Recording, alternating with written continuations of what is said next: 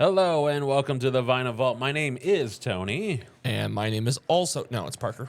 Oh, and today we're talking about our latest album for the week. I chose the great album by the great Queen. Listen,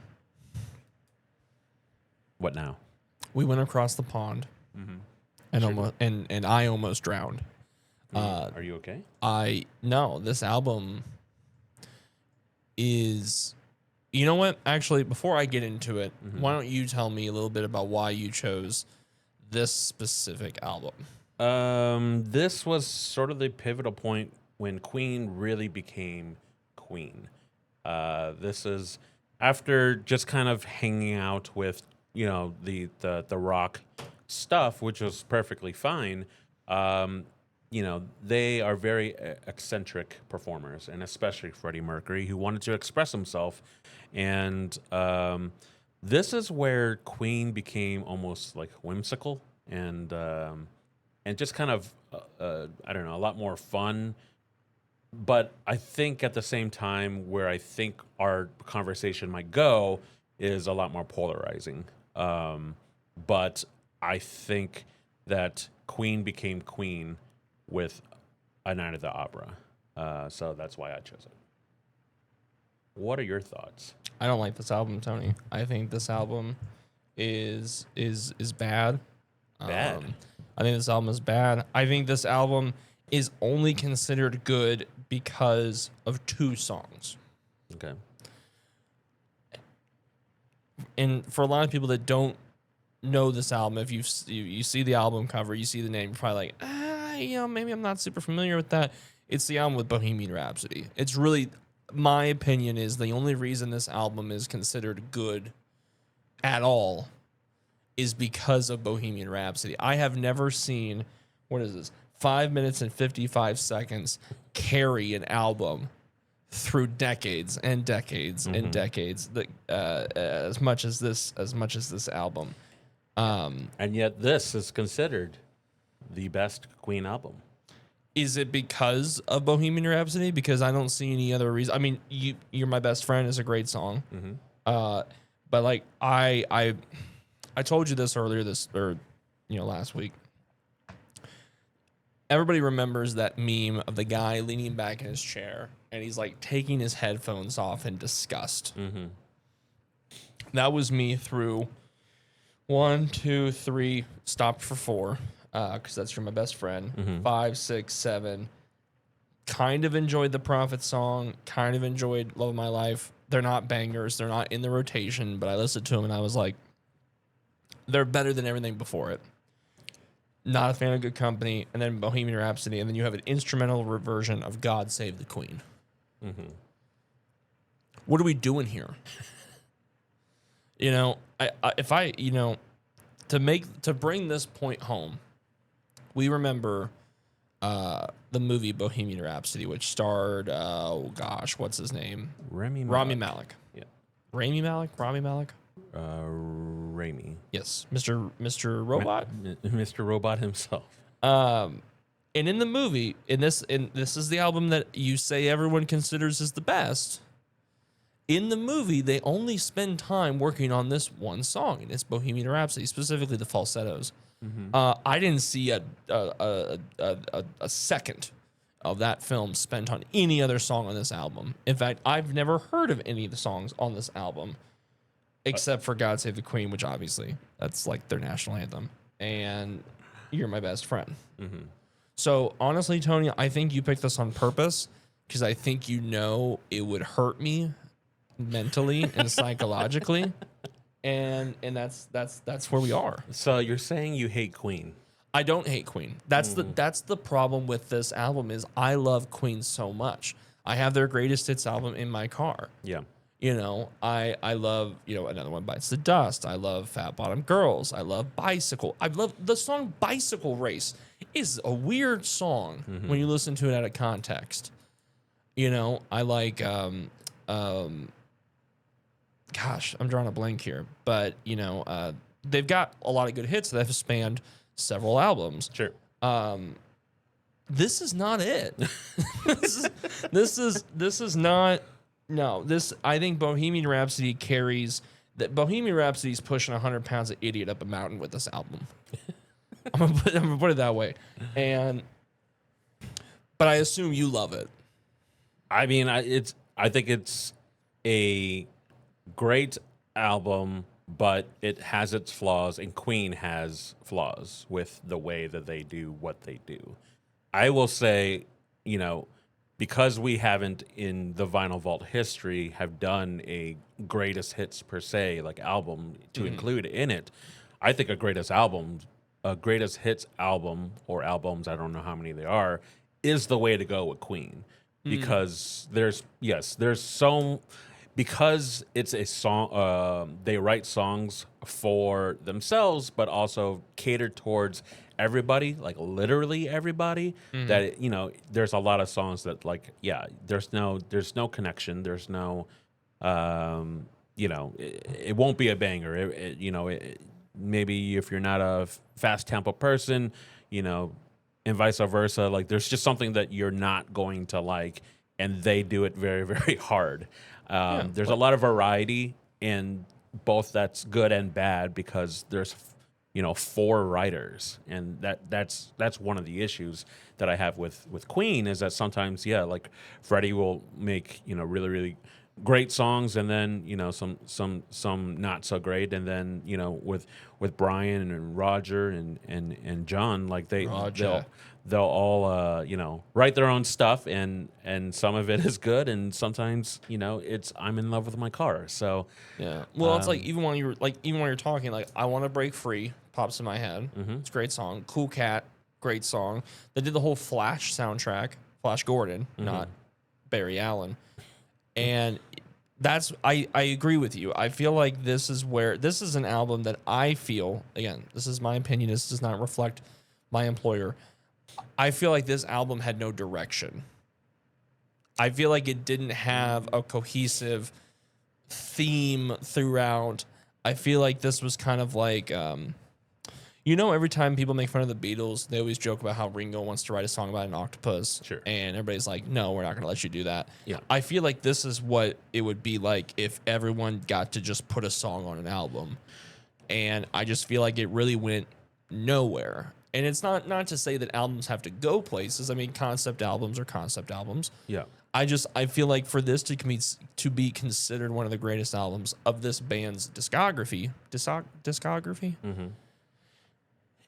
it's really Bohemian Rhapsody that just brings it to that point. And I think that's a testament to how culturally impactful Bohemian Rhapsody was. That song actually, granted, I was listening to these songs, I wasn't exactly hearing them. Bohemian Rhapsody at least tells a story. Sure. Yeah. Mama, I killed a man, put a gun against his head, pulled the trigger, now he's dead. And then I think what also makes it famous was its resurgence in the 90s with Wayne's World. Right. And I mean, I remember taking road trips as a kid. We always put on Bohemian Rhapsody. That was one of the go-to songs. We didn't play any of this other stuff. I'll tell you that. That's well. Yikes. I would say that there was a direction, just one of more the artists and not for necessarily the listener. I think the goal was they wanted to mix genres. They wanted to change up their sound. So that's very intentionally for them, not for you, right? Who do they think they are? I mean, they put in opera, hard rock, folk, did ballads, and even some progressive rock. So you're hearing just different genres that you wouldn't typically hear from a standard classic rock band. I mean, just in opera itself, that's such a deviation, and obviously very, very difficult for them to produce and release something like Bohemian Rhapsody, as there's plenty of history of executives being like, there's no way that we're going to release this crazy, crazy song. One, it's 6 minutes long, and it's all over the place. We can't even classify it It's as not even the anything. longest song on this album. No. I used to think Bohemian Rhapsody was a very long song. I used to put it in the same category as like Stairway to Heaven and, in some cases in a God Davida. No, not even the longest song on this album. Yeah. Sorry, go ahead. No, but they were very in particular of trying to make a very, very different album and trying to, again, bend genres, if not break them, and maybe build their own lane. And I think that's the whole purpose, is that, like, when you hear Queen, not only are you thinking of something like Bohemian Rhapsody, you're also thinking of, which they would later do, of like anthems and, stadium rock, where every single baseball game will have everyone stomping their feet and clapping their hands at the same time. Like, they were so in tuned with just how can they do something different from any other band that was around there, while their influences, were like the Beatles. And of course, the Beatles would also be experimental with things as well. So, I think it's not necessarily the best album for if you want to get into Queen. No, like greatest hits is perfect, but this album very much changed who they are, who they were, and gave us the iconicness of the band, I think, because of this album on. And yes, largely due to the popularity in Bohemian Rhapsody. Two things. You mentioned the stomp clap rock. I'm assuming you're referring to We Will Rock You. Yes. My opinion is I think that is the hardest rock song that Queen should ever make.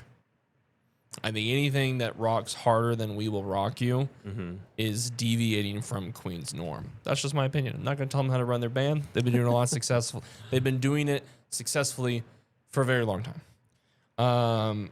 Two, one second, I'm taking some notes here so I can remember my questions. Two, I feel the same way about this album as I felt about Pop Rocks when they put them in Oreos. Just because you can do something does not mean you should do something. And there's a great line from the movie Frost Nixon back in 2008, starring Frank what's his name?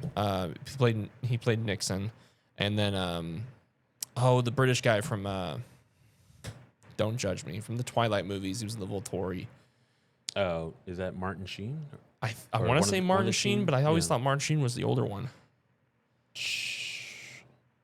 Okay, but it's definitely one of the Sheens. It's right? definitely one of the Sheens. And it's not Charlie. It's not Charlie. Definitely not Charlie. There's a scene in the movie Frost Nixon where they're trying to push Richard Nixon to admit his role in the Watergate scandal, but like he kind of goes over the edge and embarrasses himself. And basically his character is like, someone should have stopped me. Someone should have physically stopped me. And that's how I feel about this album. I feel like someone should have walked into the recording booth and been like, hey, Freddie, Roger, John, Brian, you guys are doing a great job. Love Bohemian Rhapsody. Stop. Just stop doing everything else. We can get away with one song on this album. I mean, as you saw in the movie and history from the bandmates themselves, I mean, there was a lot of people against this in particular album. You are the you're the record mob. You're the record executives. I'm just a Queen fan. Here's the thing. Don't paint me as some non-Queen fan. Please tell me how much you love this iconic Queen album. I love this album in such little ways that I think if they simply released Bohemian Rhapsody as the album, just one song, I still think it would have been a very successful album. I think people would have flooded record stores and cassette stores to buy an album with one song on it. Okay, well, since we're talking about the individual songs, why don't you give me your top three, if there's even a top three? As you said, there's at least two. There are four. Okay. For a tie at three, I have the Prophet song and Love of My Life. Like I said, I don't love them. I think it's more of a, hey, this isn't a dumpster fire compared to the rest of the album. So there are three. Two, You're My Best Friend, classic Queen song. It does get skipped sometimes whenever I'm listening to the greatest hits. But again, in comparison to everything else, number 2. And then obviously number 1, Bohemian Rhapsody. Weirdly, I don't think that song is overplayed. For how often it's been in the radio circuits and movies and TV shows, I think it's fine. Yeah. But my question to you, Mr. Nguyen, you seem very high on this Queen Band. Yeah. roller coaster fan club. Yeah. Is Bohemian Rhapsody a top 4 classic rock song? Is it on the Mount Rushmore of singular classic rock tracks? Oh yeah. I mean, I would say so. I mean, I think within the first few seconds, you know what song it is. You can be in the middle of it and know what it is. Well, if that's the same criteria, then why is "Party in the USA" not on the top?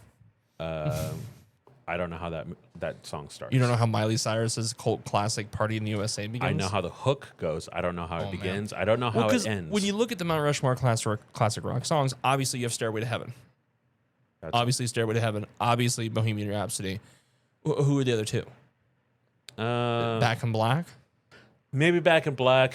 I mean, I think in terms of just like that's a rock song that everyone knows. Maybe like "Sweet Home Alabama." I'm sure. "Freebird." I guess you can interchange those. Yeah, any of those. Yeah, I'd say Back in Black. I mean, considering how popular it is. So not "I'm in Love with My Car." No, and I mean, out of the 39, 30, 40, 41, 42, 43, 44, 45, 46, out of the 46 songs they wrote at this time, yes, number 38 that I don't know the actual, it would be number 38, You're My Best Friend, or I'm sorry, number 37, "I'm in Love with My Car." No, that's not going to hit it, but they wrote that many songs is what I'm saying, because, fun fact, 39 is actually their 39th song that they wrote, so. It's almost like naming your 17th album 17. Yeah. Yeah. But no. But I mean, there's no denying that Bohemian Rhapsody is, I mean, spoiler. Yeah, that's my number 1, and it should be pretty much everyone's number 1 for the most part. For this album, yeah. If Bohemian Rhapsody is not your favorite song on this album, I don't want to be friends with you. Yeah. I don't. There's nothing positive you could bring in my world if you don't consider Bohemian Rhapsody the greatest song on this godforsaken album. Yeah, I agree. I'll do my list. Well, you already know number 1 was Bohemian Rhapsody. Number 2 was Death on Two Legs. Of course it is. Number 3, and I'll get to it. Number 3 is Love of My Life, and then number 4, You're My Best Friend. Why am I shocked that the hardest rock song on this album is your favorite? I mean, it is what it is. I love the subject matter and the you love death. The chorus is so catchy to me. I'm honestly surprised, but then again, it's you. It's you. You shouldn't. Honestly, like I thought you would actually really, really like Love of My Life. It's in my top 3. It's tied for 3rd. Sure. Is it in the rotation? So when you mentioned there's only 2 good songs in the beginning. There are 2 songs in this album that are worth listening to outside of listening to the album. Okay, and that was Bohemian Rhapsody and You're My Best Friend. You're My Best Friend. Okay. You were not my best friend, but the song is titled "You're My Best Friend." Well, John Deacon is my best friend. He wrote a song to me. How nice of him. Yeah. Death on Two Legs. I mean, I love the subject matter. I mean, when I first heard this album again, when I chose this album, I heard it and was just like, this is a cool song. Like, I remember liking it when I was younger, but not really listening it again until recently, and then was like, this is great. Like, you know. And then from there, just kind of reintroducing myself to this album. It's like, man, this is so weird and whatnot. But, you know, and like I said, like when you're looking down the list, yeah, there's large gaps for sure of like, it's definitely bookend for me as well. I'll tell you what. Very, very bookend. I'll tell you what, I got a film. copy of this last year for Christmas for one of our coworkers, Lex. He's one of our photogs. Very good guy. You know, I don't have kids, but I would trust him with him. Them with him. You would. Oh, okay. Like if he I thought you if wanted for him some to be a reason he kid. needed some extra cash Uh-huh. to babysit or something. Anyway, the whole point of the story is that he really loves this album. Yeah. And I'm worried that my opinions might shake our friendship going forward. Whatever. I don't know. Okay, you hate Queen. Like That's it's the thing. official. The one thing people should take away from this episode is that I do not hate Queen. In Okay, fact, so- I like Queen so much that this album is a disappointment because I expect better from them. Okay. You know? Yeah. You know, when you ever get second place and your parents were like, not first, but we're proud of you. No, I mean That's how I feel. I've never experienced that. Sorry. Don't do that. Don't do that. So okay. That being said, Yes. like, I mean, I chose this one in particularly for a reason. Like, is there a better Queen album, and you can't say greatest hits? I don't know. I mean, The Game pops into my mind. The Game. The Game. That's an album. That's an artist, man. It's Queen. called- The Game. It's called The Game. It's the one with Another One Bites the Dust on it. Okay. I'm not that's saying right, that that's right. I'm not saying that that's a better album. I'm just saying that whenever I think of Queen albums, that one pops into my mind. Jazz was pretty well reviewed. There was A Day at the Races. You know, and so if you're probably listening to this and you're like, wow, for a guy that allegedly hates Queen as much as Tony says, he sure seems to know a lot of the studio album names. Sure. What's so great about The Game? I just said it. Another One Bites the Dust. Okay. So one song Carries the whole album. Okay. That's what we're doing here. I think we're both in agreement that like maybe Queen is better off with a greatest hits or something like that, right? Yeah. And they don't suck in concert, so they can keep touring. Have you seen it? Just videos. Okay. All right. So is there a song that you like really, really did not like? I wrote everything else on this album sucks. Okay. So A Night of Their Opera is the worst song because it's all one solid song that you hate until it gets to the end. At Bohemian You know what? Rhapsody. You're just going to keep pushing the issue? Fine. I hate the whole thing. There it is. You got what you want, folks. Writing in my little notes. I'm writing in my little diary. I'm going to write, Veronica made a very funny joke today. Parker, no one's ever seen Anchorman. Parker is not a Queen fan. He hates Queen and hates this album. So it's official, folks. Thanks for watching. Appreciate it. We're running out of time here. Well, if you want, I can go ahead and give you a teaser for our next album, the one I'm picking. Okay. I was torn between these two bands. Because you want to figure out a way of torturing me as well. Close. I think you'll be pretty excited about this pick. I was going to stay across the pond, Okay. but I decided, well, you know, this just shows how much I don't know. I don't think this band is from America. Okay. So if I'm wrong, please chat. Is it Alabama? Close. No. This is a band that whenever you listen to a song or an album, a real classic rock fan will say, hey, One Arm or Two. Nice. So All right. Well, We're gonna if you take don't that- know it already, then we're going to take that route. We're gonna teach you. You're gonna learn today. Mm-hmm. All right. Well, that is our episode of this week's Vinyl Vault. Thanks for tuning in. If you guys have any ideas of what we could react to or Yeah. review ourselves, feel free to let us know in the comments. Yeah. Any final thoughts there? I think I've said all I needed to say. Okay. Well, from one So- Queen fan to not another. From one queen to another. All right. Well, we'll see you guys next week. Thanks for watching.